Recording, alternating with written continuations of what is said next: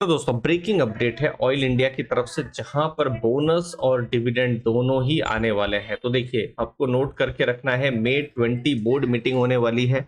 Oil India की final results बाहर होने वाले हैं मई 20 को, और साथ साथ में फाइनल डिविडेंड और बोनस की भी डिटेल्स मई 20 को आने वाली है दोस्तों। तो देखिए, ये है ऑयल इंडिया का हिस्टोरिकल डेटा। देखिए 2012, 17 और 2018 में बोनस आए थे। तो आप देख सकते हैं इन 6 साल में 3 बार बोनस आया। 2018 में देखिए 1:2, फिर 1:3, फिर 2012 में 3:2 रेशियो में बोनस, और 2018 से 24 6 साल हो गए हैं, कोई बोनस आया नहीं है। अभी आ रहा है, इनफैक्ट अभी जो मई का महीना है हमको डिटेल्स में आने वाली है दोस्तों। तो एक बहुत ही इंटरेस्टिंग यहाँ पर रहने वाला है कि इस बार कितना बोनस आता है ऑयल इंडिया की तरफ से।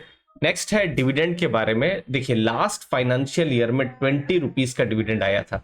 साल में 3 बार डिविडेंड आ रहा है, एक नवंबर के समय में, फिर फरवरी मार्च के समय में, और फिर जैसे अभी का जो टाइम है, अभी तो डिविडेंड के बारे में सिर्फ पता ही चलेगा, फिर जो डेट आते आते अगस्त सितंबर हो जाता है दोस्तों। तो जैसे लास्ट टाइम कितना 20 रुपीज का डिविडेंड था ऑयल इंडिया की तरफ से। अब 20 रुपीज, अभी शेयर प्राइस कुछ 630-40 के आसपास में है, तो 3% की डिविडेंड डील हो रही है। लेकिन लास्ट ईयर हमने इस समय में जो 52 वीक है, 250, 240, 300 के आसपास भी शेयर प्राइस को देखा है। तो 250 का भी अगर आप शेयर प्राइस फॉर एग्जांपल पकड़ते हैं, मतलब जो पुराने इन्वेस्टर्स हैं उनको तो 8% का डिविडेंड यील्ड भी मिल रहा है, और उनका जो भी इनकम है, जो कैपिटल गेन है, वो ट्वाइस और 2 गुना से ज्यादा यहाँ पर हुआ है दोस्तों। इस बार का अगर आप डिविडेंड देखेंगे तो 2 डिविडेंड आ चुके हैं, एक नवंबर महीना में और अभी मार्च के महीने में। तो टोटल 12 रुपीज के डिविडेंड यहाँ पर ऑयल इंडिया की तरफ से। फाइनल डिविडेंड कितना रहता है हमको बाद में पता चलेगा।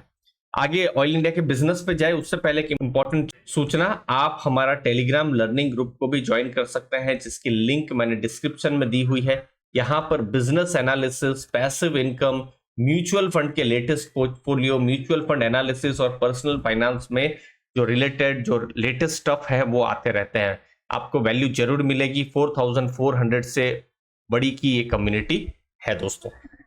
ऑयल इंडिया, यहाँ पर गवर्नमेंट ऑफ इंडिया का ओनरशिप है 56.6%, और उनका जो मेन बिजनेस है वो क्या है, क्रूड ऑयल और गैस का एक्सप्लोरेशन करना, प्रोडक्शन करना। और भारत में ये सेकंड लार्जेस्ट कंपनी है। जो फर्स्ट लार्जेस्ट कंपनी है वो कौन है, वो है ओएनजीसी। तो ऑयल इंडिया नंबर 2 में आती है दोस्तों।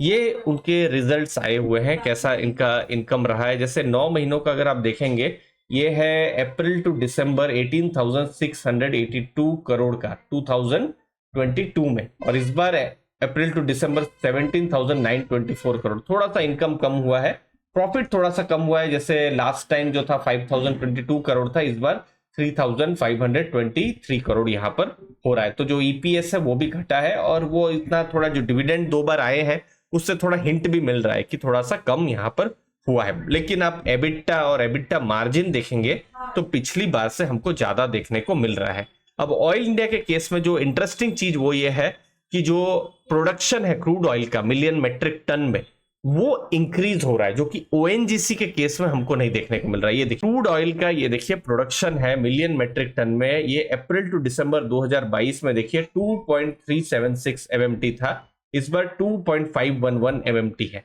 नेचुरल गैस में आप देखेंगे थोड़ा सा हमको गिरावट देखने को मिल रहा है, बट क्रूड ऑयल में हमको इंक्रीज देखने को मिल रहा है।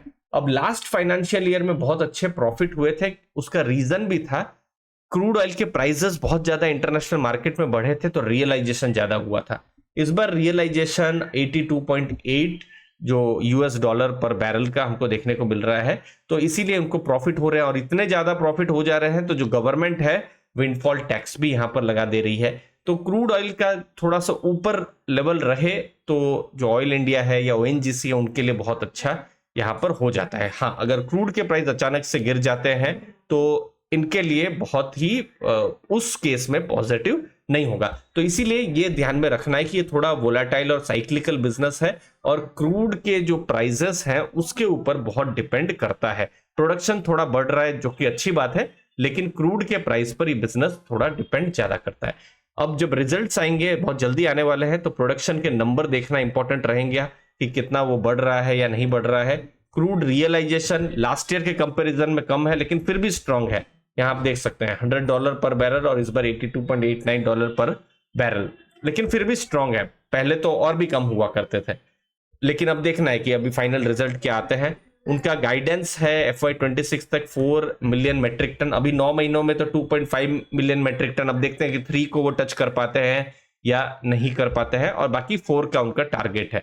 फिर नुमालीगढ़ रिफाइनरी, उनका भी एक्सपेंशन का काम अभी जोरों से चल रहा है, तो उसके बारे में भी डिटेल्स आएगी। बाकी रिजल्ट्स में हमको और ज्यादा डिटेल्स आने वाली है दोस्तों। मुझे उम्मीद है इस वीडियो से आपको मदद मिली होगी। बोनस पर नजर रहेगी, डिविडेंड पर नजर रहेगी दोस्तों। धन्यवाद, थैंक यू दोस्तों।